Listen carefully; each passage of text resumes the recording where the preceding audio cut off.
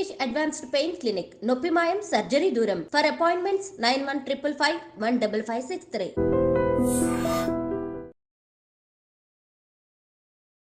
అందరికీ నమస్కారం. నేను Swaroop Potlapalli. Welcome to I dream. Manchu ఫ్యామిలీలో తలెత్తిన విభేదాల మీద విపరీతంగా చర్చ నడుస్తోంది. ఒకవైపు సొసైటీలో, ఇంకొక వైపు సినిమా ఇండస్ట్రీలో ఎంతో గౌరవ మర్యాదలు, పేరు ప్రతిష్టలు ఉన్న మంచు ఫ్యామిలీ ఇప్పుడు పోలీసులు, కేసులు, హాస్పిటల్స్ చుట్టూ తిరగాల్సిన పరిస్థితి వచ్చింది. ప్రతి వ్యక్తి జీవితంలో టఫ్ సిచ్యుయేషన్స్ వస్తూనే ఉంటాయి. ఇప్పుడు మంచు ఫ్యామిలీ కూడా అలాంటి పరిస్థితులనే ఎదుర్కొంటోందా? ప్రస్తుతం నాతో పాటు ఆస్ట్రో సైకాలజిస్ట్ ఎస్వి నాగనాథ్ గారు ఉన్నారు. ఆయనతో మాట్లాడి అనేక విషయాలు తెలుసుకుందాం. నమస్తే నాగనాథ్ గారు. మీరు చూస్తూనే ఉన్నారు కదా, మంచు ఫ్యామిలీని మీరు ఫాలో అవుతూ ఉన్నారు. వాళ్ళ ఇంట్లో జరుగుతున్న గొడవలు అందరికీ తెలిసిందే. మీరు హారోస్కోప్ ని బేస్ చేసుకొని సైకాలజీని అనాలిసిస్ చేస్తూ ఉంటారు కదా, అసలు వాళ్ళ ఇంట్లో ఇప్పుడు చోటు చేసుకున్న పరిణామాలని మనం ఎలా చూడాలి? ఒక సేయింగ్ ఉంది ఇంగ్లీష్లో, learning without reflection, reflecting without learning అని. అంటే లెర్నింగ్ అంటే ఏంటి? మీరు ఒక టఫ్ సిచ్యువేషన్ నుంచి మీరు ఏం నేర్చుకున్నారు, లేదా మీరు ఏమైనా తప్పులు చేశారు, ఆ తప్పులు మళ్ళా రిపీట్ చేయకుండా మీరు ఏం చేయాలి, that is what you have to learn. ఈ లెర్నింగ్ ప్రాసెస్ అన్నది ఏంటంటే, మీరు జరిగిపోయిన ఇన్సిడెంట్లో మీ పాత్ర ఏంటి, మీరు గతంలో చేసిన దాని యొక్క కార్యాచరణ యొక్క పరిణామాలు మీకు వ్యతిరేకంగా ఎందుకు మారినాయి. మీరు చేసేటువంటి వ్యాపారం కావచ్చు, సినిమా రంగం కావచ్చు, లేకపోతే కుటుంబపరమైన విభేదాలు, ఆంతరంగిక సమస్యలు కూడా కావచ్చు. ఇవన్నీ కూడా మన పాత్ర ఏంటి as administrator of the family, మన రోల్ ఏంటి. ఎందుకంటే ఒక ఫాదర్ అనే వ్యక్తి ఒక administration, complete administration of the family ఫాదరే ఉంటాడు. సో ఏం నేర్చుకుంటున్నాం మనం? గతంలో ఇలాంటివి చాలా మిస్టేక్స్ జరిగినాయి. ఇంతకుముందర చాలా సందర్భాల్లో కూడా ఒక పెద్ద వివాదాలు ఏర్పడి మీడియా అంతా కూడా వీటి మీద ఒక వారం రోజులు చర్చలు పెట్టుంటే సందర్భాలు కోకల్లోనే. మరి రిఫ్లెక్టింగ్ ఏంటి? మీరు ఎట్లనో నేర్చుకోవట్లేదు. రిఫ్లెక్ట్ దేని వల్ల అవుతున్నారు మీరు? ఒక ఇన్సిడెంట్ అయిపోయిన తర్వాత దాన్ని మనము 1-4 సార్లు దాన్ని మనము ఇన్వెస్టిగేషన్ చేసి దాన్ని లోతుగా పరిశీలించి ఆ రిఫ్లెక్షన్ అయిన తర్వాత కూడా చాలామంది నేర్చుకోరండి. You know what is wrong, where it went wrong, and what is your contribution as a person administration of the family. You know the fact, but you don't want to learn. You always think that I am the authority, I am the superior, whatever I do is right.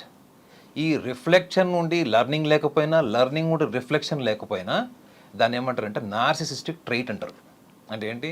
I am right, I am the boss, I am the authority, నాకు నువ్వు చెప్పడం ఏంటి అనేటువంటి ధోరణి జీవితంలో మీరు ఎన్ని సందర్భాల్లో మీరు కింద పడి లేచి దెబ్బలు తిని రకరకాల వివాదాలు, అందులో మోస్ట్ ఆఫ్ ద కాంట్రవర్సీస్ వీళ్ళ ఫ్యామిలీలో చూడండి వర్బల్ నాన్ సెన్సే ఉంటుంది.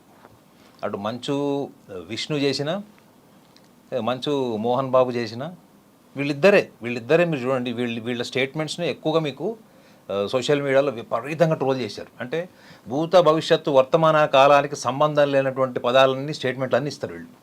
అంటే వర్తమానంలో ఉండి ఎప్పుడో గతంలో విషయాన్ని రిలేట్ చేయలేరు, వర్తమానంలో ఉండి ఫ్యూచర్లో వాళ్ళు చేయబోయే ప్రణాళికని రిలేట్ చేయలేరు. అంటే రిలేటివిటీ ఉండదు వీళ్ళు మాట్లాడుతున్నప్పుడు. మీరు రిలేటివిటీ లేని కమ్యూనికేషన్ని మీరు ఒక ప్రెస్ ముందర ప్రెస్ కాన్ఫరెన్స్లో మాట్లాడుతూ ఏం మాట్లాడాలో తెలియక లాస్ట్కి అటు తిప్పిటి వచ్చి నేను ఒక లెజెండ్ని, లేదా నేను ఒక తోప్ని, నేను ఒక తురుం ఖాన్ అనేటువంటి ఒక కన్క్లూజన్కి రావడం అన్నది ఇది చాలామంది మనోభావాలు దెబ్బతీసింది. హానెస్ట్లీ చాలామందివి మనోభావాలు దెబ్బతీసింది. ఆ దెబ్బతీయడం వల్ల ఇవాళ వీళ్ళ ఫ్యామిలీలో చూడండి, వాళ్ళ ఫ్యామిలీలో కూడా గ్రూప్ చేశారు. మెయిన్ మంచు మన విష్ణుని కానీ మోహన్ బాబుని సపరేట్ చేసి, అటు మంచు లక్ష్మిని సాఫ్ట్ కార్నర్ ఉంది, మనోజ్కి ఎట్లన సాఫ్ట్ కార్నర్ ఉంది. మనోజ్కి డైరెక్ట్ సపోర్ట్ వాళ్ళ సిస్టర్దే ఉంది, లక్ష్మిది. సో ఒక discrimination of family is highly, it leads to chaotic atmosphere. అంటే వీళ్ళ ఇంట్లోనే వీళ్ళ తరగతులు తయారు చేసుకొని, ఈ తరగతుల్లో నుంచి వీళ్ళు డివైడ్ అయిపోయి ఒక్కొక్కళ్ళు ఒక్కొక్క గ్రూప్ లాగా మారిపోయారంటే ఆ ఇంటి అడ్మినిస్ట్రేషన్ ఎట్లా అని చెప్పండి. నాకు తెలిసి వాళ్ళ మీడియాలో చూస్తుందంతా కూడా వాళ్ళ ఏం చేశారో కాదు మేడం, ఇది గత కొన్ని సంవత్సరాలుగా ఇవాళ మీడియాలో బయటకు వచ్చింది అంతే తప్ప, సుమారు ఒక 25 సంవత్సరాలుగా అడ్మినిస్ట్రేషన్ ఫెయిల్యూర్ అన్నది ఒక సైకాలజిస్ట్ ఎవరన్నా కనుక మొత్తం ఆద్యంతం ఇప్పుడు జరుగుతుందంతా కూడా విశ్లేషిస్తే, it is a failure of the administration of the family, not just because of the recent thing what all happened, what all appeared in the media. It is all the failure of the administration of the family last for more than 25 years. ఎందుకంటే ఒక్కొక్కళ్ళకి చూడండి 40 ఏళ్ళు ఉన్నాయి. 40 ఏళ్ల తర్వాత మీరు ఒక్కసారి ఆలోచించండి స్వరూప్ గారు, అసలు సైకాలజిస్టులు ఏం చెప్తారు తెలుసా? 40 ఏళ్ళు దాటిన ఎవరైనా మా దగ్గర కౌన్సిలింగ్కి వస్తే వాళ్ళకి ఏమైనా ఎమోషనల్ ప్రాబ్లమ్స్ ఉంటాయి, ప్రాపర్టీ రిలేటెడ్ ప్రాబ్లమ్స్ ఉంటాయి, ఈగోసెంట్రిక్ ప్రాబ్లమ్స్ ఉంటాయి, ఫ్యామిలీ అడ్మినిస్ట్రేషన్ ఎవరు రన్ చేయాలన్నటువంటిది ఒక ప్రాబ్లమ్స్తో వస్తారు మా దగ్గరికి. మేము వాళ్ళకి కౌన్సిలింగ్ చేసిన తర్వాత, ఆ రిలేటెడ్ కంటెంట్ కౌన్సిలింగ్ చేసిన తర్వాత వాళ్ళకి మోరల్గా ఒక విషయం చెప్తాం. ఏంటంటే 40-45 సంవత్సరాలు వచ్చిన తర్వాత ఎటువంటి ఎమోషనల్ ప్రాబ్లమ్స్ పెట్టుకోకండి, ఉన్న వాటిని ఏదో ఒక రకంగా మీరు సాల్వ్ చేసేసుకోండి. ఎందుకంటే 40-45 ఇయర్స్ తర్వాత కూడా మీరు ఇంకా ఎమోషనల్ ప్రాబ్లంతో సఫర్ అవుతున్నారంటే ఒక మనిషికి బలమైన వ్యక్తిత్వం లేనట్టు, అసలు ఆ వ్యక్తి జీవిత అనుభవాల నుంచి ఏది రిఫ్లెక్ట్ అయ్యి నేర్చుకున్నట్టు. ఈ ఎమోషనల్ ప్రాబ్లమ్స్ అన్నీ కూడా 45 ఇయర్స్ తర్వాత వాళ్ళ ఫిజికల్ ఎండ్యూరెన్స్ కానీ మెంటల్ ఎండ్యూరెన్స్ కానీ తగ్గిపోయే ఏజ్ అది. మీరు మిడిల్ ఏజ్కి వచ్చేటప్పటికి ఏమైపోతారు మేడం? బాడీ కూడా అంత సపోర్ట్ చేయదు, మైండ్ అంత సపోర్ట్ చేయదు, బాడీ ఎనర్జీ సపోర్ట్ చేయదు చాలా మటుకు. సో వాళ్ళందరికీ ఏం చెప్తామంటే ఈ 45-50 ఏళ్ళ దగ్గరకు వచ్చేటప్పటికి నాయన మీ దగ్గర ఎటువంటి ఎమోషనల్ ఫ్యామిలీ ప్రాబ్లమ్స్ ఉన్నా కానీ వాటిని మీరు కూర్చొని సార్ట్అవుట్ చేసుకొని ఫినిష్ చేసుకోండి అని చెప్తాం. కానీ నిజంగా వీళ్ళ ఫ్యామిలీలో చూడండి, all are above 40 years, all 3 children are above 40 years, father 60+. ఈరోజు వాళ్ళందరూ కొట్టుకునే స్టేజ్కి వచ్చి ఒక ఫాదర్ని కొట్టేసేటువంటి స్టేజ్ వచ్చింది అంటే it is finished, unrecoverable state. It is called unrecoverable state. అంటే ఇది ఒక పోస్ట్ ట్రామాటిక్. నిజంగానే ఇప్పుడు మోహన్ బాబు గారు ఎవరైతే ఇప్పుడు హాస్పిటల్లో ఉన్నారో అది ఒకవేళ జెన్యున్ స్టోరీ అయితే, అంటే అదే కథ ఆద్యంతం ఏదైతే బయటకు వచ్చిందో అది నిజమే అయితే ఆయన మళ్ళీ రికవర్ కాడు. కాకపోతే ఆయనకు బేసికల్గా సొసైటీ అంటే పెద్ద రెస్పెక్ట్ వాల్యూ ఉన్నట్టు ఎక్కడ కూడా ఆయన స్టేట్మెంట్స్లో ఎక్కడ కనపడవు. చాలా షుగర్ కోటెడ్ యాటిట్యూడ్ ఉంటుంది కాబట్టి సో ఆయన ఇవన్నీ ఏముందిలే అని దులిపేసుకొని మళ్ళీ రేపు పొద్దున సభ్య సమాజంలో మళ్ళీ మైక్ ముందర రాగానే మళ్ళీ అదే యాటిట్యూడ్, అదే అరగెన్స్తో మాట్లాడేటువంటి అవకాశాలు కూడా లేకపోవచ్చు, గ్యారంటీ లేదు. సో నా అబ్జర్వేషన్ ఏంటంటే ఇది ఒక ఇన్సిడెంట్, ఒక స్కూల్ వల్లనో లేకపోతే బిజినెస్ అడ్మినిస్ట్రేషన్ వల్లనో ప్రాపర్టీ వల్ల వచ్చిందైతే కాదు మేడం. ఇది there is a deeply imbibed egocentrism, family యునైటెడ్నెస్కి సంబంధించినటువంటి వ్యవహారం. ఇది కుటుంబంలోనే చాలా చిన్నప్పటి నుంచి కూడా ఈ అడ్మినిస్ట్రేషన్ ఫెయిల్యూర్ కావచ్చు, లేదా మంచు మనోజ్లో ఒక నెగ్లెక్టెడ్ చైల్డ్ సైకాలజీ కూడా మనం ఐడెంటిఫై చేయొచ్చు.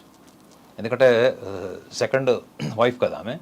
సో ఆ డిస్క్రిమినేషన్ ఆఫ్ ఈగో అన్నది కూడా మనం చూడొచ్చు. ఆయన ఒక రీసెంట్గా ఒక వీడియో కూడా రిలీజ్ చేశాడు. ఆ వీడియోని మీరు 1-4 సార్లు విని చూడండి. అందులో ఆయన చాలా క్లియర్గా కొంచెం డిస్క్రిమినేషన్తో మాట్లాడాడు ఆయన. ఎస్, నేను అడగబోతున్నది కూడా ఇప్పుడు అదే. నాగనాథ్ గారు, ఇప్పుడు ఈ స్టోరీ మొత్తం, ఈ ఫ్యామిలీ డ్రామా మొత్తం 3 క్యారెక్టర్స్ చుట్టూ తిరుగుతోంది. మోహన్ బాబు, మనోజ్, విష్ణు. విష్ణు చూస్తే క్యారెక్టర్ ఒక రకంగా ఉంది, మనోజ్ది ఇంకా డిఫరెంట్గా ఉంది. అయితే ఆ తండ్రి రిలీజ్ చేసిన ఆడియో మెసేజ్లో కూడా ఒరే మనోజ్, నేను నిన్ను ఎంత గారాభంగా పెంచానురా, ఎంత అల్లారు ముద్దుగా పెంచానురా, మిగతా ఇద్దరికంటే కూడా నిన్నే ఎక్కువగా ప్రేమగా చూసుకున్నానని చెప్పారు.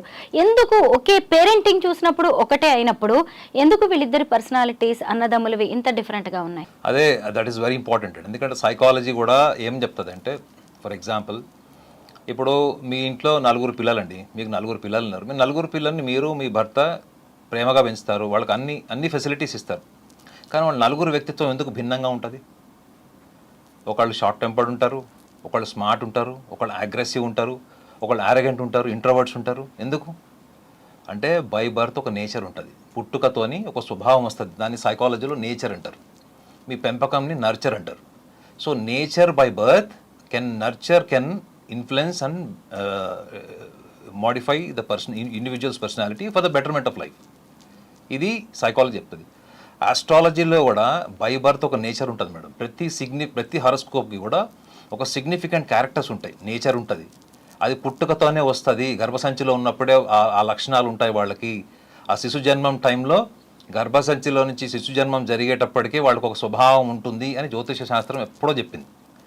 కాబట్టి మన దగ్గర స్వభావాలు, పర్సనాలిటీస్, వ్యక్తిత్వం, వాళ్ళ వీక్నెసెస్ గురించి మాట్లాడితే ఎవడు విన్నారు కదా, నువ్వేది మాకు చెప్పేది అనుకుంటారు. కాబట్టి ఆ కోణాన్ని చాలామంది నెగ్లెక్ట్ చేశారు. ఇప్పుడు మీరు అన్నారు కదా, వీళ్ళలో మంచు విష్ణు హారోస్కోప్ కూడా నా దగ్గర ఉంది, మంచు మనోజ్ హారోస్కోప్ ఉంది, లక్ష్మీది ఉంది, మోహన్ బాబు కూడా ఉంది.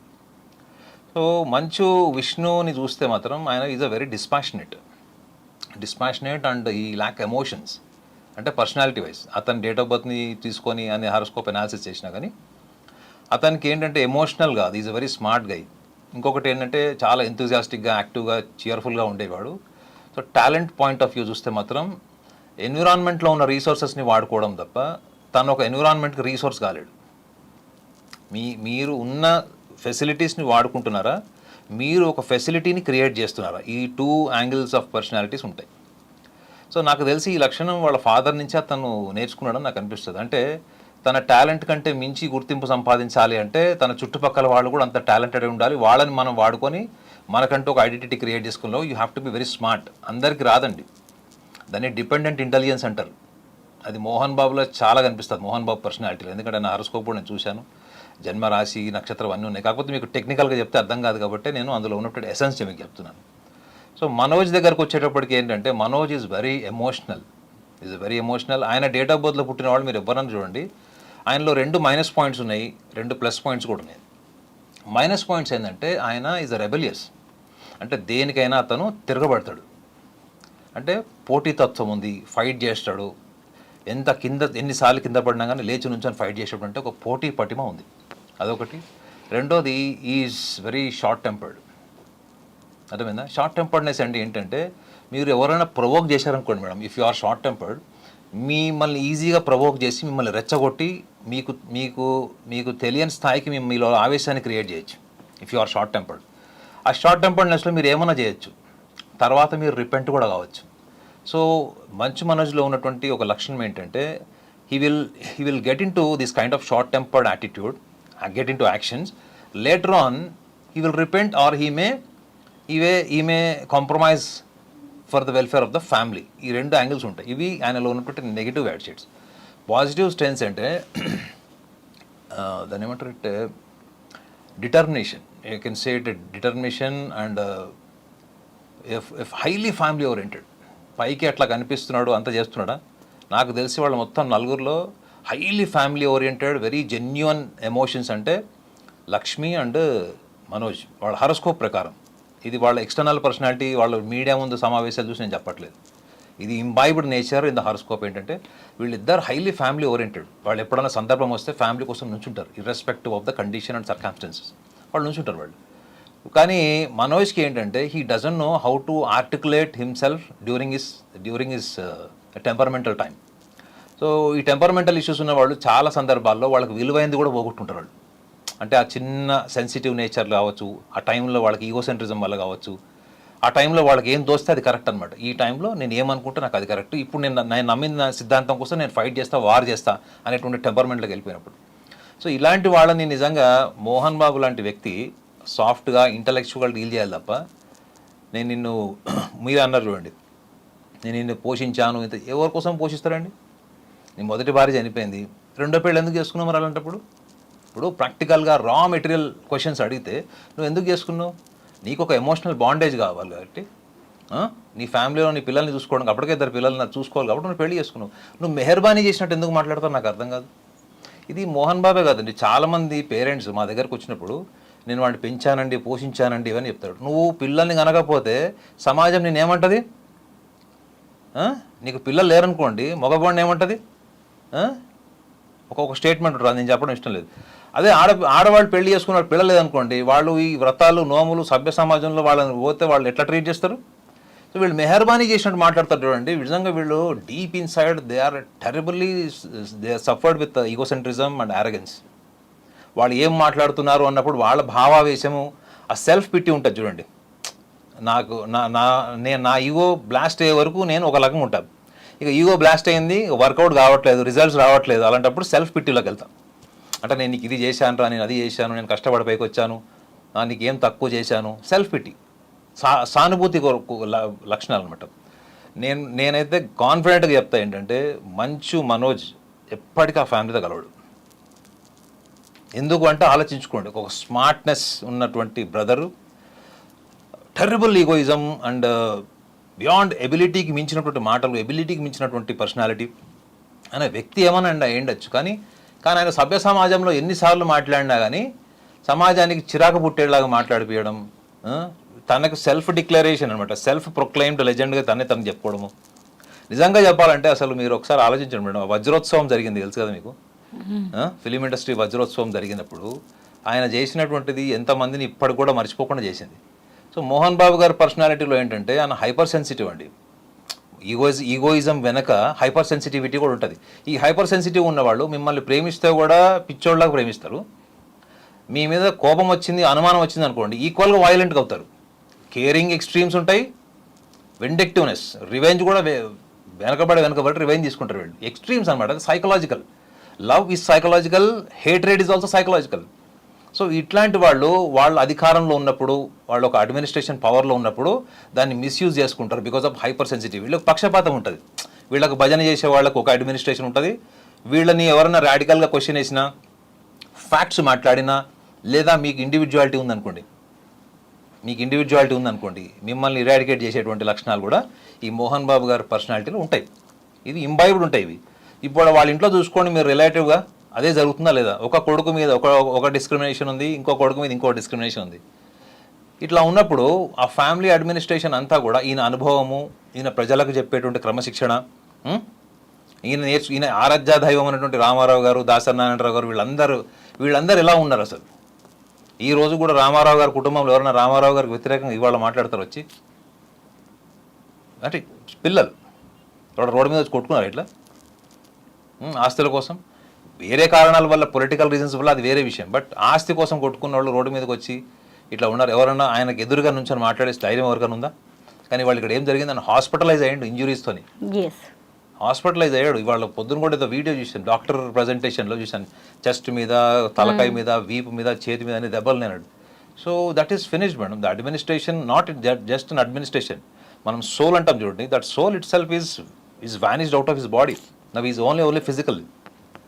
సో నా దృష్టిలో ఏంటంటే వాళ్ళ ఫ్యామిలీలో 4 రకాల వ్యక్తిత్వాలు, బలమైన వ్యక్తిత్వాలు ఉన్నా కానీ మంచు మనోజ్ మాత్రం ఆయనని హ్యాండిల్ చేసే విధానం మాత్రం మోహన్ బాబు నేర్చుకోలేదు. 100% నేర్చుకోవాలి. ఇప్పుడు ఇవాళ వచ్చి నువ్వు క్లారిఫికేషన్ ఎందుకు ఇచ్చుకోవాలి? నువ్వు అక్కడ నేను ఇట్లా పెంచాను, అట్లా పెంచానని నువ్వు నీకు నచ్చినట్లు పెంచడం కాదు. అవతల వాళ్ళని అర్థం చేసుకుని వాళ్ళ వ్యక్తిత్వానికి అనుగుణంగా నువ్వు వెళ్తేనే నువ్వు ఫాదర్ అవుతావు. అప్పుడే నువ్వు మదర్ అవుతావు. పిల్లల్ని అట్లనే పెంచుతారండి. చిన్నప్పుడు తల్లి తనకు నచ్చినట్టు పిల్లల్ని పెంచదు. పిల్లలు ఎదుగుతున్న క్రమంలో వాళ్ళ మనస్తత్వం ఏంటో ఆలోచించి పెంచుతుంది. వాళ్ళు నిజంగా గొప్ప తల్లులు అవుతారు, గొప్ప తండ్రులు అవుతారు వాళ్ళు. నాగనాథ్ గారు, ఈ గొడవల్లో ఆ కుటుంబంలోని మహిళలు కూడా చాలా నలిగిపోతున్నారు. మంచు లక్ష్మి కావచ్చు, భూమా, మౌనిక, అలాగే మనోజ్ తల్లి మోహన్ బాబు గారి భార్య కూడా ఎంతో నలిగిపోతున్నారు. అయితే ఇంకొక వైపు చూసినప్పుడు తండ్రి కొడుకుల మధ్య గొడవ జరిగింది, ఘర్షణ జరిగింది, అక్కడి వరకు ఓకే. మళ్ళీ నెక్స్ట్ డే 2 రోజులు ఆగిన తర్వాత మీడియా మీద దాడి చేశారు, ఓ రిపోర్టర్ని స్ట్రాంగ్ గా కొట్టారు మోహన్ బాబు. దీన్ని ఎలా చూడాలి? ఆయన సైకలాజికల్ పరిస్థితి ఎలా ఉంది? అంటే ఇంట్లో జరిగిన గొడవలన్నింటినీ తీసుకొచ్చేసి ఇలా బయట వ్యక్తుల మీద చూపించారంటారా ఆయన? మీరు అది చూసారంతే. What you have seen is reaction on reporter was an evidence. The evidence was visible through the media. అది మీరు చూసింది మేడం. అంటే ఆయన ఒరిజినల్ నేచర్ అదే. యాక్చువల్లీ మీరు అదేదో మీడియా వాళ్ళు లాస్ట్ 3-4 డేస్ నుంచి కథనాలు వేస్తున్నారు, మా ఫ్యామిలీని రోడ్డు మీదకి లాగుతున్నారు అని కూడా ఎక్కడో ఒక స్టేట్మెంట్ ఇచ్చారు వాళ్ళు. అనవసరంగా మా కుటుంబాన్ని ప్రవోక్ చేసి చివరికి మా ఫాదర్ టెంపర్మెంట్ లూజ్ అయ్యేలాగా చేసి విష్ణు దాన్ని సమర్థించుకోవడం కోసం, వాళ్ళ ఫాదర్ని సమర్థించుకోవడం కోసం మాట్లాడారు. సో ఆ టైంలో మీరు ఎవరినైతే కొట్టారో, తిట్టారో, తన్నారో కాల్తోని, ఒక అన్పార్లమెంటరీ లాంగ్వేజ్ కూడా వాడాడు ఆయన. వర్బల్లీ కూడా అన్పార్లమెంటరీ లాంగ్వేజ్ వాడాడు. ఇప్పుడు కొట్టాడు, అది 3-4 రోజుల నుంచి మా ఫ్యామిలీని రోడ్డు మీద లాగుతున్నారని. గతంలో ఎన్నో సందర్భాల్లో వాళ్ళ ఇంట్లో మేకప్ మ్యాన్ ఇష్యూ అయినప్పుడు కూడా వాళ్ళ ఫ్యామిలీ పెద్ద చర్చకు వచ్చింది. అప్పుడు ఇంట్లో ఉన్న సర్వెంట్ మేడ్ కూడా ఒక స్టేట్మెంట్ ఇచ్చింది. సో మీరు చూసింది ఆయన డైలీ, నాకు తెలిసి మోస్ట్ ఆఫ్ ద టైమ్స్, అంటే 10 సందర్భాల్లో సహనం కోల్పోయినప్పుడు 6 సందర్భాల్లో ఇటువంటి రియాక్షన్ ఉంటుంది ఎన్విరాన్మెంట్ మీద. అంటే ఆయన పనిచేసే, అంటే ఒకవేళ ఫిలిం ఛాంబర్లో పనిచేస్తున్నప్పుడు, అంటే సినిమా షూటింగ్లప్పుడు ఇటువంటి రియాక్షన్స్ ఉన్నాయని కూడా కథనాలు ఉన్నాయి ఆయన మీద. అంటే ఆర్టిస్టుల మీద ఆయన బిహేవియర్, ఇది కథనాలు ఉన్నాయి. దానికి ఎవిడెన్స్ ఉందో లేదో తెలియదు కానీ కథనాలు అయితే ఉన్నాయి. So he's aggression and this temperament, it is not just verbal, even is getting in to the actions. So అర్థం ఏంటి అంటే, ఒక రకంగా చెప్పాలంటే నువ్వు యాంటీ సోషల్ ఎలిమెంట్ కిందకి వస్తారు. అంటే నువ్వు ఒక వ్యక్తిని కొట్టినప్పుడు, ఒకవేళ ఆ తలకాయ దెబ్బ దగ్గర చనిపోయింటాడు, ఇంకేమైనా సివియర్గా అయ్యింటే, ఏదైనా మెమరీ లాస్ అయ్యి, లేకపోతే ఇంకేమైనా అయ్యింటే పాసిబిలిటీ. ఇప్పుడు అక్కడ జరగలేదు, ఓకే, ఫార్చునేట్. బట్ జరిగి ఉంటే అంటే నీకు కాన్సిక్వెన్సెస్ కూడా తెలియని స్థితిలో నువ్వు ఒక మనిషిని డ్యామేజ్ చేయడానికి, హామ్ చేయడానికి నీ మనసు ఆ రోజు అక్కడ సందర్భము లేదా గత 2 రోజుల్లో జరుగుతున్నటువంటి సినారియోని బేస్ చేసుకొని జరగలేదు. That is what is actually. అతను ఒరిజినల్ పర్సనాలిటీ ఏంటంటే తనని ఎవరన్నా ప్రశ్నించినా తనలో ఉన్నటువంటి hyper sensitivity, egocentrism, I'm the boss, నన్ను ఎవరు క్వశ్చన్ అడగదు, ఆయన రియాక్షన్ అలానే ఉంటుంది.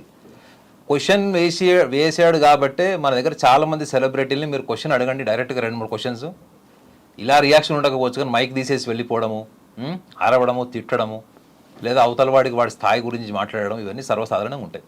మీరు చూడండి, ముఖ్యంగా ఆడియో ఫంక్షన్స్లో చాలామంది జర్నలిస్టులు అడిగినటువంటి క్వశ్చన్స్కి కొన్ని ఆన్సర్స్ కూడా ఎట్లాంటి రాడికల్ రియాక్షన్స్ ఉంటాయో మీరు చూడండి. సో నా దృష్టిలో చెప్పాలి అంటే ఇతని మీద కంట్రోల్ లేదు అసలు. And he doesn't bother about consequences. అంటే జనరల్గా రౌడీ షీటర్లు, క్రిమినల్స్ వాళ్ళకి రేపు ఏం చేస్తారు, రేపు జైలుకి పోతామా, రేపు పొద్దున్న నా పరిస్థితి ఏంటి అన్నట్టు అవగాహన లేకుండా ప్రవర్తన ఉండేది ఎవరికి, ఓన్లీ యాంటీ సోషల్ ఎలిమెంట్స్కి ఉంటుంది. అంటే నీ ప్రవర్తన ద్వారా రేపు పొద్దున లీగల్ ప్రాబ్లమ్స్ కూడా ఫేస్ చేయాల్సి వస్తుంది. కానీ మనం భయపడే దానికే కదా మేడం, మనం లాకి భయపడతాం మనం, అవునా కదా. ఎంత కోపం వచ్చినా ఇవాళ మనం ఎందుకు అణుచుకున్నామంటే because of law and order. నువ్వు ఒక వ్యక్తిని కొట్టినప్పుడు నువ్వు చెప్పుకునే కారణాలు ఏమన్నా ఉండొచ్చు, కానీ అతన్ని కొట్టడం అన్నది అది చాలా చాలా అది ఖండించాల్సిన విషయం. అది కొట్టడం అన్నది నీకు రైట్ లేదు, నీ కొడుకుని కొట్టే రైట్ కూడా నీకు లేదు. వాళ్ళ స్వేచ్ఛ, వాళ్ళ మనోభావాన్ని నీ ముందు ఉంచినప్పుడు నీ భావోద్వేగాలు ఎట్లున్నాయి, నీ టెంపర్మెంట్ ఎట్లా ఉంది. మరి ఇన్ని సంవత్సరాలు నీకు పద్మశ్రీ వచ్చింది, క్రమశిక్షణ గురించి మాట్లాడావు, పెద్ద పెద్ద లెజెండ్ల పేర్లు చెప్పావు, టైమింగ్స్ కూడా చెప్తావు. సన్ షట్ అయిపోయే లోపల షూటింగ్ అయిపోవాలట, అది ఆయన థియరీ అది. ఓకే, మిగతా వాళ్ళు సన్ షట్ అయిన తర్వాత కూడా షూటింగ్ చేస్తారు. ఇవన్నీ ఆయన చెప్పుకున్నవి ఇంటర్వ్యూస్లో నేను చూశాను. కానీ నిజంగా ప్రాక్టికల్గా నీ ఇంటి అడ్మినిస్ట్రేషన్ ఎట్లా ఉంది, నీ పర్సనల్ ఎమోషనల్ అడ్మినిస్ట్రేషన్ ఎట్లా ఉంది, ఇవి రెండింటికి మీరు రేపు పొద్దున్న మళ్ళీ క్వశ్చన్ అడిగి చూడండి, ఎస్కేపింగ్ ఆన్సర్ చెప్తారు వీళ్ళు. సో నాకు తెలిసి అయితే వాళ్ళ ఫ్యామిలీ అడ్మినిస్ట్రేషన్ ఫెయిల్ అయిపోయిన తర్వాత కోడలు కావచ్చు, భార్య కావచ్చు, ఎవరైతే అడ్జస్ట్ అయిపోయారో ఇన్ని సంవత్సరాలు వాళ్ళ భార్యకి ఇవ్వాలండి క్రెడిట్ మొత్తం.